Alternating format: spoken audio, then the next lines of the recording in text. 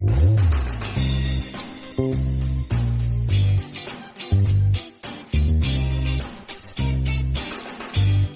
महाकाल। आज के क्लास में आपका पुनः एक बार फिर से स्वागत है। आज हम सीखने वाले हैं इवोल्यूशन के बारे में। इवोल्यूशन, देखिए इवोल्यूशन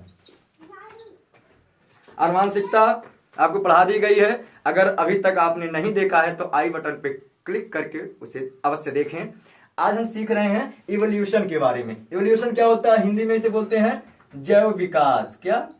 जैव विकास मतलब जीवों का कैसे हुआ है विकास इस पृथ्वी पर, ये जानना है आज।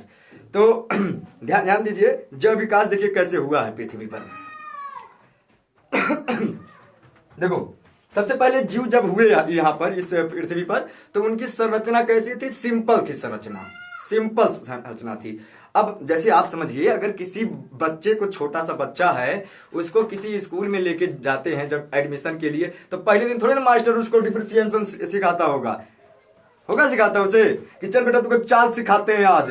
दूसरा पहले दिन भाग जाएगा। तो क्या करता है वो? उसको सबसे पहले क्या सिखाता है? छोटा आ, बड़ा, छोटी। ठीक है, तो इसका मतलब जब हम लोगों का सबसे पहले जीव जब आए थे इस पृथ्वी पे तो संरचना कैसी थी उनकी? बहुत ही सिंपल थी। ना तो उनके अंदर कोई दिल था, ना किडनी थी, ना लंग्स था, मतलब बहुत ही सिंपल थी। तो कहने का अर्थ क्या है कि सरल संरचना वाले जो जीव थे, सरल संरचना वाले जीवों से क्या बना है? जटिल संरचना वाले जीव। ठीक है, संरचना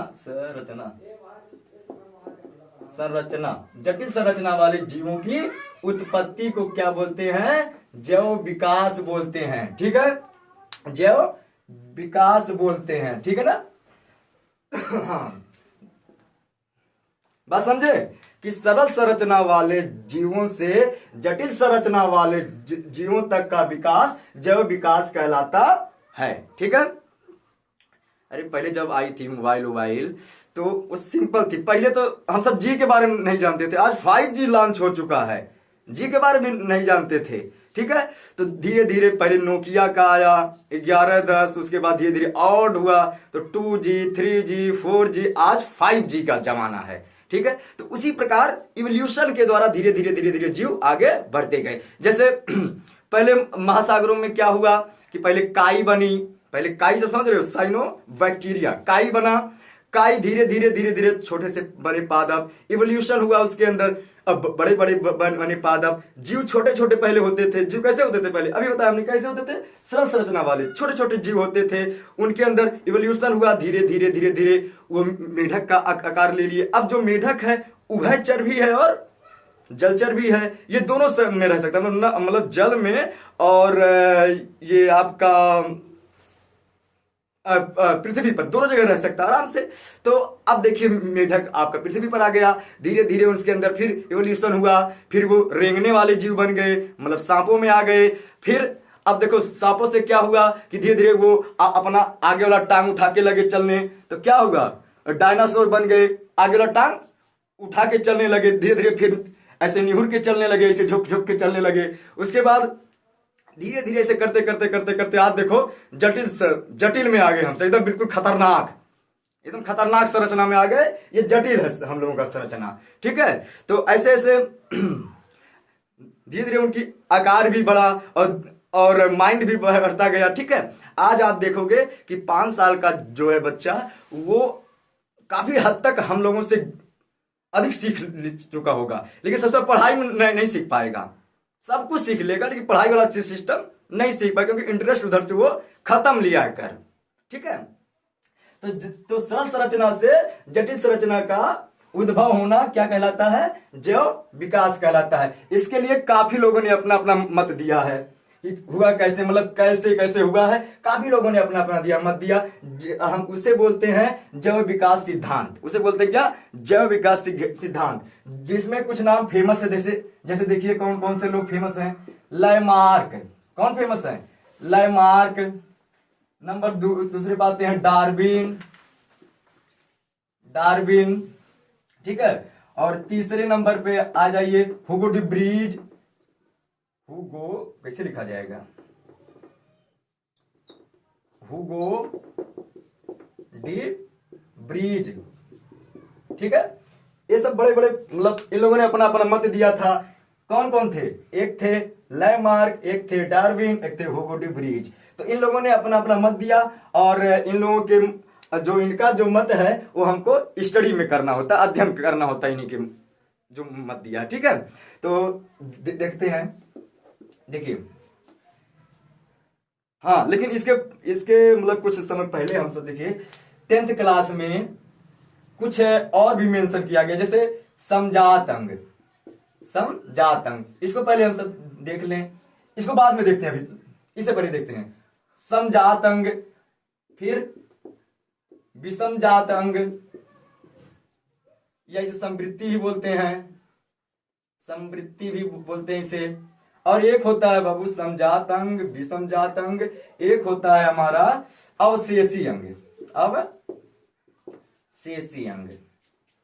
ठीक है, अवशेषी अंग। तो समजात अंग देखो नाम से पकड़ो कि समजात अंग जिसका मतलब ऐसा हो जो संरचना में और आकृति में एक जैसा हो, जो संरचना में एक जैसा हो लेकिन कार्य में भिन्न भिन्न हो। जैसे घोड़े का अगला पैर और हम लोगों का हाथ, अगर हम भी ऐसे घोड़े जैसे बन जाएं तो ये वाला हमारा हाथ उसके जैसा नहीं हो जाएगा, बिल्कुल उसके जैसा हो जाएगा। लेकिन घोड़े का जो आगे वाला टांग है वो काम क्या करता है, दौड़ने के काम में आता है। हम लोगों का हाथ ये पकड़ने के काम में आता है। ठीक है, बात आ रहा समझ में आपको कि समजात मतलब आकृतियां सेम होगी, आकृतियां उनकी बनावट, उनकी उद्भव स्थान उनका क्या होगा, सेम होगा, लेकिन कार्य उनका भिन्न भिन्न होगा। जैसे सील मछली, सील मछली का पंख क्या है, ये तैरने के आती काम में, और जो पंछी होती है उनका पंख उड़ने के काम में आता है। तो उद्भव स्थान तो उनका सेम है, इसी पीठ के ऊपर उगता है, होता है, लेकिन एक का तैरने के काम में आ रहा है, एक का उड़ने के काम में आ रहा है। तो बात समझे कि समजात अंग किसे कहते हैं, जिसका उद्भव स्थान मतलब निकलने वाला स्थान और संरचना एक जैसा हो लेकिन कार्य कैसी हो, भिन्न भिन्न हो। जैसे मनुष्य का हाथ, घोड़े की टांग, सील मछली का पंख और ये चमगादड़ पंछी के पंख। ठीक है, अब देखिए विषमजात नाम से फिर से इसको समझते हैं। विषमजात अब क्या होगा, आकृतियां और उद्भव स्थान क्या हो, भिन्न भिन्न हो, आकृतियां और उद्भव स्थान क्या हो, अलग अलग हो, लेकिन कार्य एक जैसा हो, कार्य एक जैसा हो लेकिन उद्भव स्थान इनका क्या हो, अलग अलग हो। मतलब निकलने वाला जो इनका स्थान होगा वो ऐसा होगा, अलग अलग होगा, लेकिन कार्य इनकी कैसी होगी, एक जैसी होगी। ठीक है, अब देखिए अवशेषी अंग, अवशेषी अंग क्या होता है, अवशेषी अंग का अर्थ है कि बेस्टियल अंग जो होते हैं, बेस्टियल्स जो अंग होते हैं वो कौन से हैं।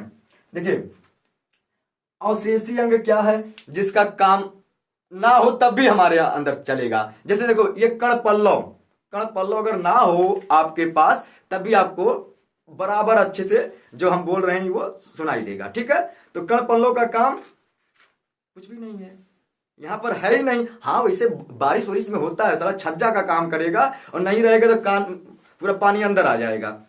ठीक है, एक हिसाब से ठीक है। और आपको शुक्रिया करना चाहिए लड़कियों का कि उन्हीं लोगों ने कान और नाक बचा के रखी हैं, अभी उपयोग में ली हैं, नहीं तो वो छेदवाती नहीं अपना कान नाक, तो आपका भी साफ हो जाता उन्हीं के साथ साथ। तो शुक्रिया अदा करना चाहिए आप लोगों को। तो अवशेषी अंग समझे, अवशेषी अंग का अर्थ है बेस्टेरियल अंग, जो हमारे उपयोग के लायक ना हो। ठीक है, चलिए अब इस पे देते, ये ज्यादा आपका इंपॉर्टेंट इसमें नहीं है। आपसे जो 10th में पूछा जाता है और यो इन्हीं वादों में पूछा जाता है। जैसे वाद मतलब जो इन्होंने बोला है, जो क्या क्या बताया है, लैमार्कवाद, डार्विनवाद और हुगो डी ब्रीज। ठीक है, वाद लगा लो इनके पास भी। तो एक एक का हम सब देखते हैं। लैमार्कवाद देखेंगे, पहले पहले किसको निपटाते हैं, लैमार्क को। लैमार्क वाद, लैमार्क वाद, वाद मतलब जो इन्होंने कहा उसी को वाद बोलते हैं, वाद। तो लैमार्क जी ने क्या कहा, तो लैमार्क जी ने इवोल्यूशन को मतलब सबको समझाने के लिए एक पुस्तक लिखा। पुस्तक का नाम क्या है? हालांकि आपसे ये सब पूछा तो नहीं जाएगा, समझ लीजिए नाम क्या है पुस्तक का? फिलॉसफी जूलॉजिका। इमला उमला होगा गलत, अपना ठीक कर लीजिएगा। मैं आपको हिंदी नहीं सिखा रहा हूं, साइंस सिखा रहा हूं, ठीक है? क्या नाम था? ठीक है, देखिए ये पुस्तक का नाम था उनके, ठीक है? तो इसमें इन्होंने कहा क्या था? फिलॉसफी और जूलॉजिका जो पुस्तक थी, इसमें इन्होंने क्या कहा कि जितने भी जीव हैं मतलब इस पृथ्वी पर आए थे, उनपे किसका होगा प्रभाव? वातावरण का प्रभाव पड़ेगा। तो क्या कहा था इन्होंने अपने इस पुस्तक में कि सभी जो जीव हैं उनपे किसका होता है प्रभाव? वातावरण का प्रभाव पड़ता है। वातावरण का प्रभाव पड़ता है, सभी जीवों पर पड़ता है। अब देखिए जितने भी जीव होंगे इस पृथ्वी पर, सब पे क्या होगा? किसका होगा प्रभाव पड़ेगा? वातावरण का। जैसे ठंडी है तो ठंडी का प्रभाव पड़ेगा, और गर्मी है तो उसका होगा प्रभाव। अभी इसको हम आपको और समझा रहे हैं और अंदर जाकर के, इसको ऐसे समझिए। तो इन्होंने क्या कहा कि सभी जीवों पर किसका होगा प्रभाव? एटमॉस्फेयर का प्रभाव पड़ेगा, वातावरण का प्रभाव पड़ेगा, जिसके कारण उनके अंदर क्या हो जाएगी? जिसके कारण उनके अंदर अनुकूलन क्षमता आएगी। किसकी क्षमता आएगी? अनुकूलन की क्षमता आएगी। अनुकूलन की क्षमता आ जाएगी। अनुकूलन की क्षमता आ जाएगी जिसके कारण उनके अंदर, ठीक है? अनुकूलन बोले तो मतलब रहने लायक, सहन की क्षमता आ जाएगी, सहनशीलता आ जाएगी। जो सहन लेगा कर वो जिंदा रहेगा, जो नहीं कर पाएगा सहन वो खत्म हो जाएगा। इन्होंने कहा कि जब एटमॉस्फेयर का उनके ऊपर इफेक्ट आएगा तो जो अनुकूलित होंगे वो रहेंगे जिंदा, जो अनुकूलित नहीं होंगे वो खत्म हो जाएंगे। और क्या होगा? और उनके अंदर कुछ अंगों का अपने आप उद्भव हो जाएगा और कुछ अंग अपने आप समाप्त भी हो जाएंगे, मतलब अंग बनने लगेंगे। क्या होगा? अंग निर्माण चालू हो जाएगा। क्या होगा? अंग निर्माण चालू हो जाएगा उनके अंदर, ठीक है? अब इसको हम सब समझते हैं। देखिए इसको आपने समझा कि वातावरण का प्रभाव जब उनके ऊपर आएगा तो जो अनुकूलन में ढाल लेंगे अपने आप को, जो सहनशील होंगे वो तो रहेंगे जिंदा, और जो सहनशील नहीं होंगे वो खत्म हो जाएंगे, ठीक है? फिर क्या बताया कि सहनशीलता को करते करते करते करते उनके अंदर क्या होगा? अंग लगेंगे बनने, अंगों का निर्माण होने लगेगा। उसे बोलते हैं उपार्जित अंग। जब अंग का निर्माण होता है उनके अंदर तो उसे बोलते हैं उपार्जित अंग। उपार्जित अंग मतलब आने वाला अंग, जो पैदा होने के बाद, ठीक है? उपार्जित अंग, ठीक है? उपार्जित अंग, ठीक है? अब देखिए उपार्जित अंग, इसमें क्या कहा उन्होंने? इसमें क्या कहा उन्होंने कि उपार्जित अंग जो होते हैं, जिस अंगों का उपयोग आप अधिक करोगे, जिस अंगों का उपयोग आप अधिक करोगे वो अंग अधिक तेज वृद्धि करने लगेंगे, ठीक है? या आपके जो अगली आएगी पीढ़ी 200, 300, 400 के बाद आएगी पीढ़ी, उनके अंदर वो वाला अंग काफी अधिक हो जाएगा विकसित, ठीक है? जिस अंगों का उपयोग आप कम करेंगे तो धीरे धीरे वो वाला अंग समाप्ति हो जाएगा। ऐसा ये नहीं है कि आप अगली ही जो आएगी पीढ़ी उसमें देख लोगे, नहीं, कम से कम 300, 400 पीढ़ियों बाद, मतलब हजारों लाखों साल बाद ऐसा होगा कि जिस अंग का उपयोग आप कम करोगे वो वाला अंग समाप्त हो जाएगा, और जिस अंग का उपयोग आप अधिक करोगे वो वाला अंग आपका अधिक हो जाएगा विकसित। ये किसने कहा था? लैमार्क जी ने। किसमें? उपार्जित वाले में। अधिक उपयोग पर क्या होगा? अंग अधिक तेज बढ़ने लगेगा, ठीक है? कम उपयोग अगर आप करते हो तो अंग कम विकसित होगा या धीरे धीरे समाप्ति हो जाएगा, ठीक है? ये किसने कहा था? उपार्जित अंग में। जैसे आप देखिए अगर 200 साल पहले जाते हैं हम सब, 200 साल क्या 10-20 पीढ़ी जाते हैं पहले, देखिए तो पहले थे कैसे लोग? कान उन लोगों का बहुत बड़ा बड़ा होता था, भयंकर कान होता था, बड़ा बड़ा। क्यों होता था? क्योंकि पहले घर था, पहले घर नहीं था तो कहां पर वो सब रहते थे? झाड़ियों में रहते थे, वहीं पे सो जाते थे। अब कोई जंतु आकर के उनका शिकार ना कर ले तो कैसे होगा? आहट कैसे समझेंगे? कान से समझेंगे। तो कान होता था बड़ा बड़ा, क्योंकि इसका उपयोग वो ज्यादा करते थे। आज क्या आ गया है? आज आ गया है ताला चाबी घर बंद, मार दो ताला, साल में मसो घर में बैठ के। ठीक है, तो इसका अर्थ क्या, हम लोगों ने अपने कान का उपयोग धीरे धीरे धीरे धीरे कम करने लगे, इसलिए धीरे धीरे कम हो गया, इसलिए धीरे धीरे कम हो गया। आज देखो इतना छोट छोट कान है। अब गौतम बुद्ध को देखो, उनका देखो कान बड़ा बड़ा था, अभी ज्यादा साल हुआ भी नहीं है। ठीक है, तो उन्होंने क्या कहा, उपार्जित अंग में उन्होंने बताया जिस अंग का उपयोग आप अधिक करोगे तो आने वाली पीढ़ी मतलब 200-300 पीढ़ी बाद, ये नहीं कि धर दे अगली वाली पीढ़ी में दिखाई देगा। ठीक है, तो वो अंग अधिक विकसित हो जाएगा, और जिस अंग का उपयोग आप कम करोगे वो अंग धीरे धीरे कम हो जाएगा। इसको समझाने के लिए उन्होंने 2 एग्जाम्पल लिया। अधिक के लिए किसका एग्जाम्पल लिया था, जिराफ। किसका एग्जाम्पल लिया था, जिराफ का। किसका लिया था, जिराफ का। अब देखो कैसे अफ्रीका का जो था जंगल था, अफ्रीका का जंगल, पहले जिराफ होते कैसे थे, छेड़ी बराबर। कैसे होते थे, जैसे छेड़ी नहीं थी, बकरी बोले होती ना, छेड़ी मतलब बकरी यार, होती ना बकरी। तो जिराफ कैसे होते थे, अफ्रीका वाले बकरी जैसा होते थे। तो नीचे वाली घास खा जाते थे, खा करके मतलब खाते खाते साफ दिए कर पूरा घास। अब घास खत्म हो गई नीचे की। अब क्या हुआ, अब क्या होगा, अब घास तो है नहीं नीचे, साग तो है नहीं नीचे, अब उनको मतलब साग नहीं मिलेगा। अब उनको खाने के लिए जो ऊपर वाली टहनियां होंगी उसको होगा पकड़ना। तो वो क्या करते थी, अपना जो ये गर्दन था इसको उठा उठा के खाते थे, उठा उठा के खाते थे। तो ऐसे उठाते उठाते उठाते उठाते एक स्थिति ऐसा आया कि 1 पीढ़ी 2 पीढ़ी 10 पीढ़ी 100 पीढ़ी 200 पीढ़ी बाद ऐसा आने लगे जिराफ कि उनका गर्दन लोहे भयंकर खूब लंबा आने लगा। किसके नियम पर, उपार्जित के नियम पर। बात आई समझ में। फिर इन्होंने कम में किसका दिया था एग्जाम्पल, सांप का। किसका एग्जाम्पल दिया था, सांप का एग्जाम्पल दिया। क्या बोला कि जो सांप होते हैं उनके पैर होते थे, सांप जो होते थे उनके पैर होते थे। तो वो सब क्या बोले कि पैरों का उपयोग करना कम दिए कर, धीरे धीरे धीरे धीरे उनका पैर खत्म हो गया। क्योंकि सांप का शिकार क्या है, या तो है मेढक, या तो छोटे छोटे जो होते कीड़े मकोड़े। तो सांप क्या करेगा, अगर मेढक किसी बिल में ढुक गया, मतलब घुस गया, तो क्या करेगा, अब पैर तो जाएगा नहीं, तो वो पैर को क्या करते थे, सिकोड़ लेते थे और उसी में इसे रेंग के अंदर चले जाते थे, और जो सांप था उसे कीड़ा मेढक को खा लेते थे। तो पैर का उपयोग अपना धीरे धीरे धीरे धीरे कम करने लगे।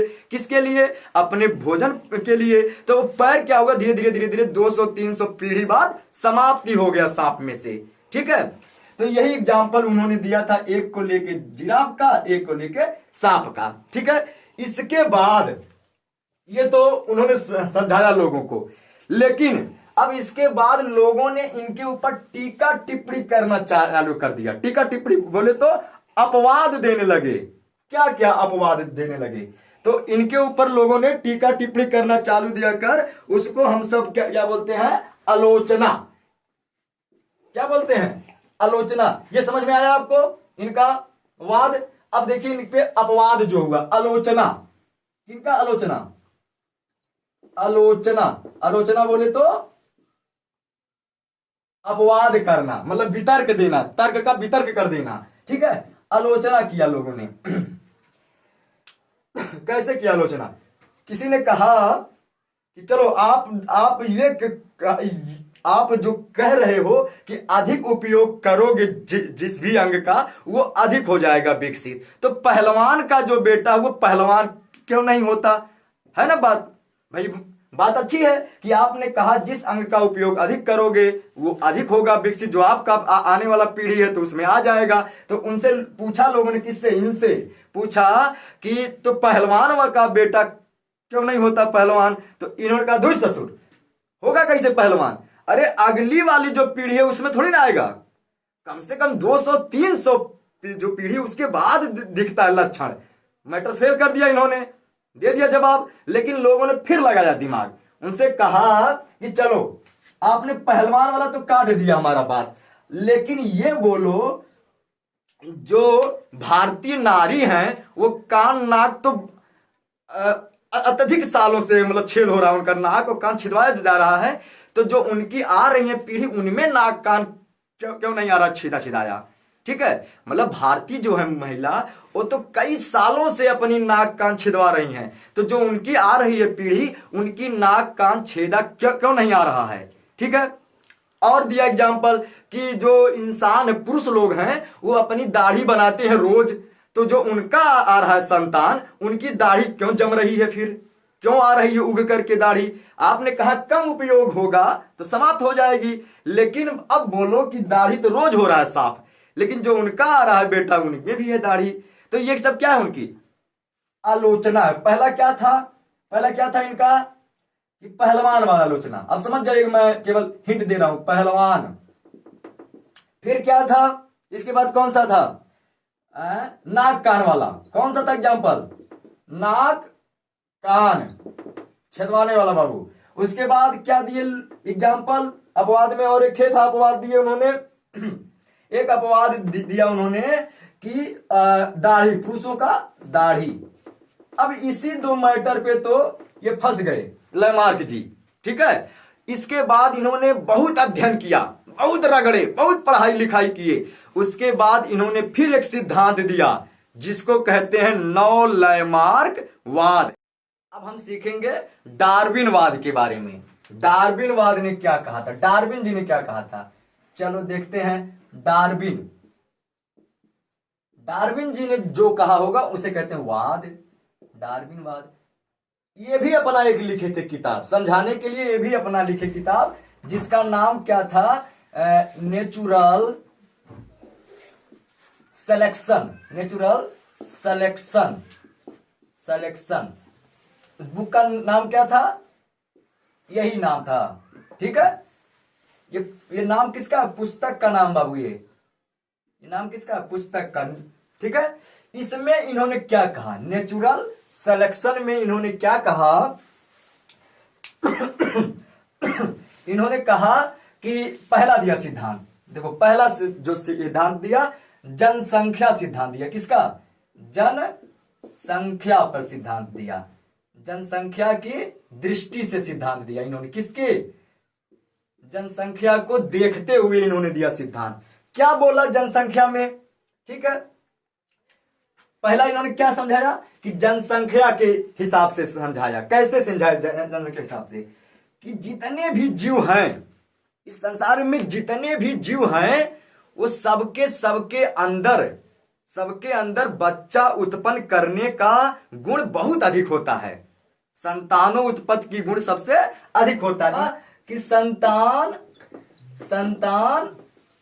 उत्पत्ति की क्षमता। पहला क्या कहा इन्होंने, जनसंख्या में क्या समझा इन्होंने, कि जितने भी जीव हैं उन सबके अंदर संतान उत्पन्न करने की क्षमता बहुत ही प्रचुर होती है, अधिक होती है। जैसे देखिए, ये देखिए बिच्छी देखे ना, बिच्छी वो लाखों अंडे देती है एक बार में वो लाखों अंडे देती है। अब ये समझो अगर लाखों अंडे से लाखों बिच्छी जाएंगे निकल, तब ससुरा इंसान कहां रहेगा। इतना बिच्छी जहां देखोगे तहां बिच्छी, जहां देखोगे तहां बिच्छी दिखेगी। तो इन्होंने कहा कि संतान उत्पन्न की क्षमता सब जीवों में अधिक होती, सब में अधिक होती है। अब देखिए, अब देखा ऐसे सांप हैं, सांप भी कई सारे देते हैं अंडे। रोज अगर एक अंडा दे तब वो तभी ज्यादा अंडा देते हैं। अगर सारे अंडे में से बच्चे जाए निकल, तो चारों ओर सांप आपको दिखेगा, है ना, दिखेगा ही। ऐसे मछली भी है, वो भी लाखों अंडे देती है। अगर सारे अंडे में से मछली के बच्चे जाए निकल, तो क्या होगा, पूरी तालाब ही भर जाएगी, पूरा समुद्र ही भर जाएगा मछली से। लेकिन ऐसा होता है कि नहीं होता है, तो बाद में समझेंगे। इन्होंने क्या कहा कि संतान उत्पन्न की क्षमता हर जीव में होती है, हम इंसानों में भी अधिक होती है। कोई ठान ले तो 14 का 18 लाइन देगा लगा पूरा, है। तो मतलब सब में अधिक होती है संतान उत्पन्न की क्षमता, चाहे वो इंसान हो, चाहे वो मेढक हो, चाहे वो आप अंडा समझ लो, मुर्गी जो अंडा देती है, रोज एक अक्षे देती, रोज एक अक्षे देती, रोज देती एक अक्षे। अगर सारी जो अंडे हैं उनमें से चूजा जाए निकल, तो चारों ओर कड़ आप सुनेंगे अपने गांव में, ठीक है। तो इन्होंने क्या कहा कि सभी जीव में संतान उत्पन्न करने की क्षमता होती है। ये तो बात हम इनके हिसाब से जान गए कि सारे जीव क्या करेंगे, संतान उत्पन्न कर सकते हैं, ठीक है। लेकिन फिर इन्होंने क्या कहा कि उसके बाद इनमें क्या होगा, जीवन संघर्ष होगा। क्या होगा इनमें, जीवन संघर्ष होगा, ठीक है। संतान तो उत्पन्न सभी लोग करेंगे और जितना चाहेंगे उतना करेंगे, लेकिन जिंदा रहेगा वही जो संघर्ष में जीत जाएगा। मतलब जिंदा रहने के लिए तेरी कसम संघर्ष है जरूरी सनम, ठीक है। तो संघर्ष इन्हें करना पड़ेगा जिंदा रहने के लिए, अपने आप को जीवित करने के लिए। वो संघर्ष कैसे होते हैं, देखो 3 टाइप के होते हैं संघर्ष। एक तो होता है सजातीय संघर्ष। सजातीय संघर्ष कौन संघर्ष होता है, सजातीय। एक होता है कौन संघर्ष, अंतः जातीय। अंतः जातीय संघर्ष, अंतर जातीय संघर्ष। एक होता है वातावरणीय संघर्ष, वातावरणीय संघर्ष। 3 होते हैं संघर्ष। जिंदा होने के लिए 3 संघर्ष होता है करना सभी जीवों को। कौन कौन सा, सजातीय संघर्ष। अब ये क्या होता है, सजाती मतलब जिसका आवास, निवास, खान पीन एक जैसा हो, उन्हें बोलते हैं सजातीय संघर्ष। जैसे शेर, बाघ, तेंदुआ, इन सब का क्या है, इनके रहने के लिए चाहिए जंगल, खाने के लिए चाहिए शाकाहारी जीव। तो इनका जो होगा संघर्ष एक जैसा होगा। तो इनका जो संघर्ष होगा बड़ा ही आक्रामक होता है। तो जो सजाती होते हैं संघर्ष, ये बहुत ही भयानक होते हैं संघर्ष, ठीक है। अंतर जाति क्या होता है, ये इसकी अपेक्षा थोड़ा कम होता है। अंतर जाति जो होता है इसकी अपेक्षा बहुत ही कम होता है। जैसे किसी तालाब में मगरमच्छ है, अब वहां कोई बकरी, हिरन जब पानी जाएगी पीने तभी तो उसको खाएगा, तो इसे बोलते हैं अंतर जाति। और नहीं जाएगी तो नहीं खाएगा बेचारा, ठीक है। तो अंतर जाति जो होता है ये थोड़ा सा कम आक्रामक होता है, लेकिन ये सबसे ज्यादा होता है आक्रामक, ठीक है। क्योंकि इनका आवास, निवास, भोजन एक ही होता है जो सभी का होता है। तब ये अपने आप को जिंदा रखने के लिए एक दूसरे को मार देते हैं। बाघ मारेगा शेर को, शेर मारेगा तेंदुआ को, लगड़बग्घा को, क्योंकि अपने आप को जिंदा रखना है उनको, ठीक है। क्योंकि उन लोगों का भोजन क्या है, सेम भोजन। तो ये बहुत ही आक्रामक होता है सजाति। अंतर जाति क्या होता है, ये कम होता है, आक्रामक होता है, ठीक है। अब देखिए, अब इससे भी होता है सबसे ज्यादा ट्रिपिकल कौन सा, वातावरणीय। चलो आप लड़ झगड़ के तो बच गए, लेकिन बाढ़ आ गई तब क्या करोगे, बाढ़ आ गया तो जितने भी सांप, गोजर, बिच्छी, सांप जो भी थे सब बह गए, खत्म। सूखा आ गया तब भी सब साफ है, ठीक है। तो वातावरणीय जो होता है इससे भी संघर्ष करना होता है, ठीक है। बात समझिए फिर से। उन्होंने कहा कि संतान उत्पन्न की क्षमता सभी जीवों में अत्यधिक होती है, लेकिन वही जीव जिंदा होंगे जो जीवन में संघर्ष करके बच सकेंगे। कौन कौन सा संघर्ष, एक होता है सजाति, एक होता है अंतर जाति, और एक होता है वातावरणीय संघर्ष। योगतम की उत्तर जीविता, ठीक है। योगतम की उत्तर जीविता मतलब जिंदा वही रहेगा जो योग्य रहेगा। सर्वाइवल कौन करेगा, जो फिटेस्ट रहेगा, जो योग्य रहेगा वही सर्वाइवल होगा। मतलब जो जन्म तो सभी पाएंगे, जो सजाति से भी बच जाए, अंतर जाति से भी बच जाए, जो ये क्या नाम है, बाढ़, सूखा उखा सबसे बच जाए, नेचर से भी बच जाए, उसके बाद जो रहेगा जिंदा उसे बोलते हैं योगतम उत्तर जीविता। अमर हो गया, अब वो मरेगा, अमर हो गया नहीं तभी मरेगा वो। तो इन्होंने क्या दिया स्टेप नंबर 2 कि उत्तर जीविता। कौन होगा जिंदा, जो कैसा रहेगा, योग्य रहेगा, ठीक है, जो सब कुछ सह सके वही जिंदा रहेगा, ठीक है। फिर तीसरा स्टेप दिया इन्होंने क्या, प्राकृतिक चयन। प्राकृतिक चयन दिया। प्राकृतिक चयन क्या होता है, जिसको प्रकृति चुन ले उसे बोलते हैं प्राकृतिक चयन बोलते हैं। जिसको प्रकृति क्या करे, चुन ले, उसे बोलते हैं प्राकृतिक चयन। ठीक है। उसके बाद इन्होंने क्या दिया, चौथा नंबर, नए नए पीढ़ी का जन्म, नए पीढ़ी का जन्म। ठीक है। अब देखिए प्राकृतिक चयन के बाद क्या आता है, नया जो होता है पीढ़ी, उसका हो जाता है जन्म। जैसे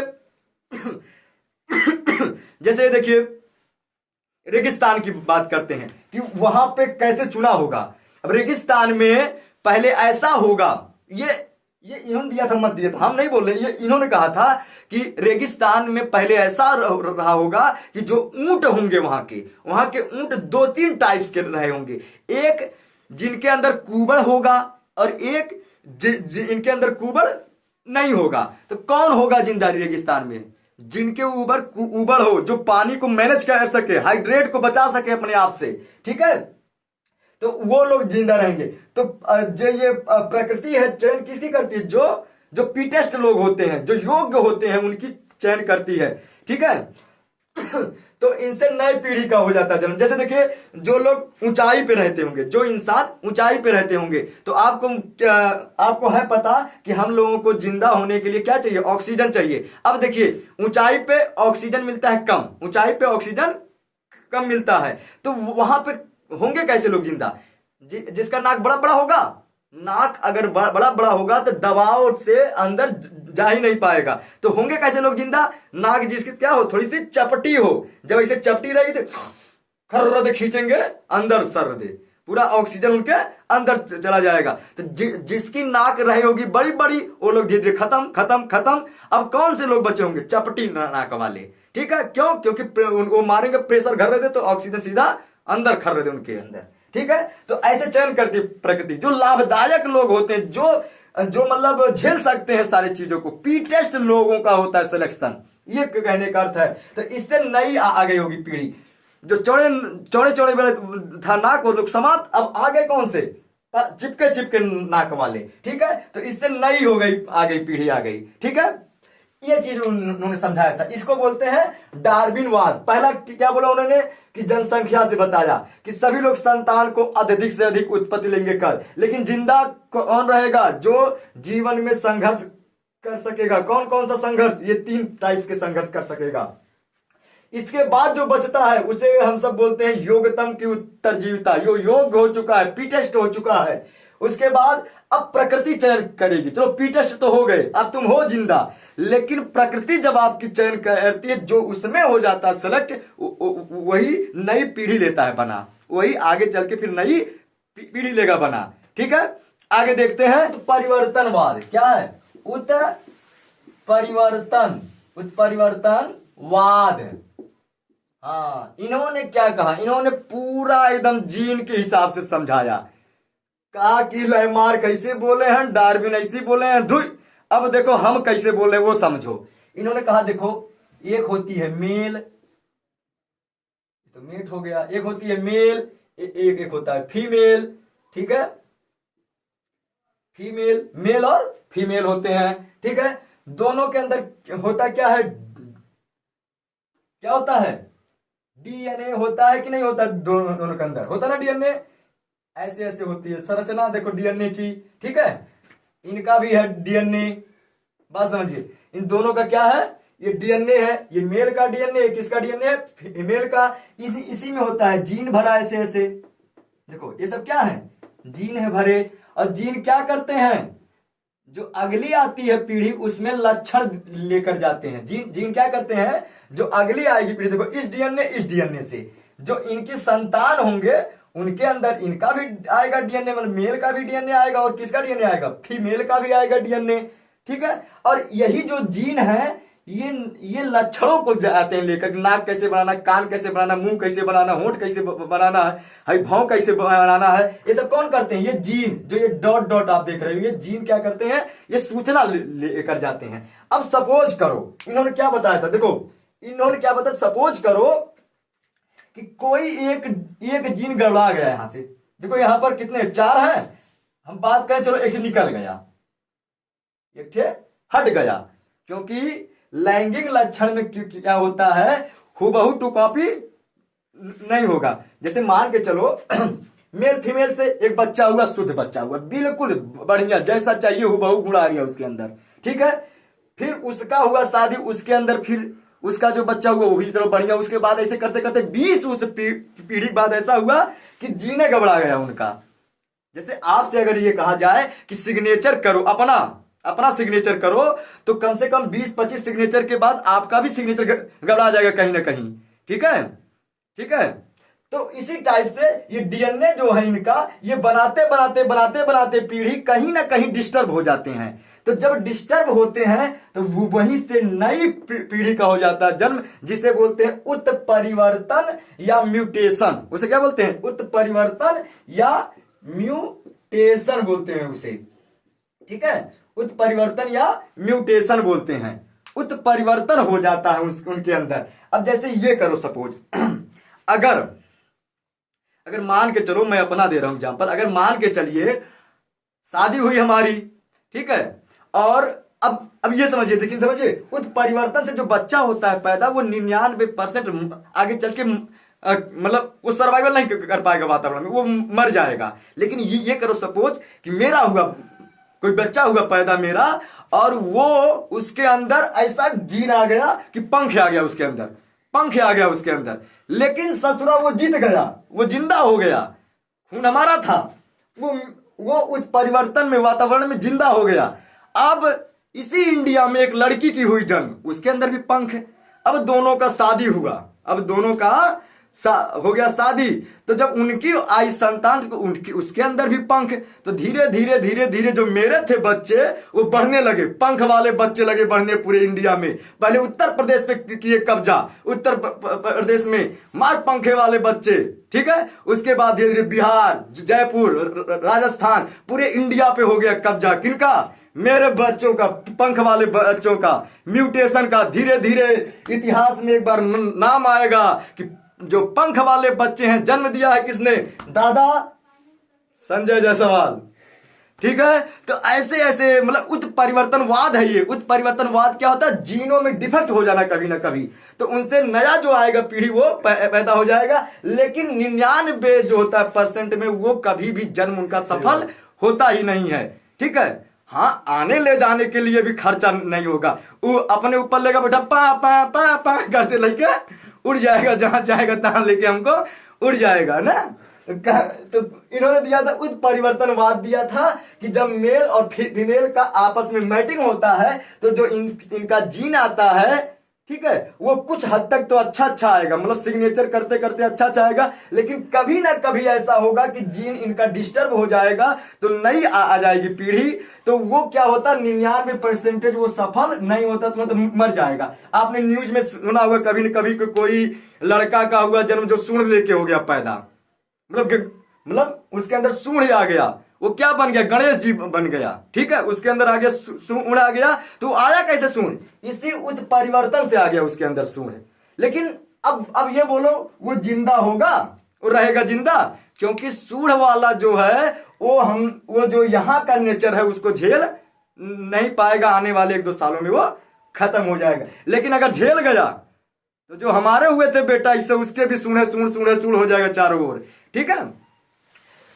तो देखते हैं उत्परिवर्तनवाद आपने समझा, ठीक है। आगे देखिए, इसी उत्परिवर्तनवाद के बाद एक आता है जो आपको इसमें और है सीखना, उसे बोलते हैं नव डार्विनवाद। क्या बोलते हैं? नव डार्विनवाद। अब आपको लग रहा होगा डार्विन नाम से कि इसको डार्विन ने दिया था, नहीं, इसको डार्विन ने नहीं दिया था, इसको लोगों ने दिया था, जो आगे चल के साइंटिस्ट लोग आए हैं उन्होंने दिया था नव डार्विनवाद। क्या कहा इन्होंने उसमें? क्या कहा? डार्विन जी को और डार्विन को और उत्परिवर्तन को एक साथ ऐड कर दिया, मतलब दोनों का नियम एक साथ उन्होंने उसमें ऐड कर दिया और कहा कि ये क्या है? नव डार्विनवाद है, ठीक है। उन्होंने क्या बोला कि ये क्या है? नव डार्विनवाद है। उसी में डार्विन का भी जो नियम दिया था, अभी आपने देखा 3-4 नियम जो दिया था उसको, और उत्परिवर्तन का जो अभी हमने आपको समझाया, वो दोनों एक साथ ऐड कर दिए और बोला कि ये क्या है? नौ डार्विनवाद है। तो आपसे मैं प्रश्न पूछूं, नौ डार्विनवाद और लैमार्कवाद और डार्विनवाद सब में बेस्ट किसका है? आपको लगा किसका वाद बेस्ट? तुम्हारे लगने से होता नहीं है, इसमें है किसका सबसे मस्त? इन्हीं का वाद मस्त है, क्योंकि यहां पर उत्परिवर्तन का भी आ जाता है सिद्धांत और सर्वाइवल का भी आ जाता है सिद्धांत। तो सबसे घाटे में गए कौन यहां पर? लैमार्क जी। इनका जो था सिद्धांत ये लागू नहीं होता है जल्दी, ठीक है, कुछ हद तक भी होता होगा तो इनका होता है। उसके बाद ये तो 100% नहीं, 99% तो यही लागू होता है सब पर, ठीक है। तो नेक्स्ट वीडियो में हम मिलते हैं, तब तक के लिए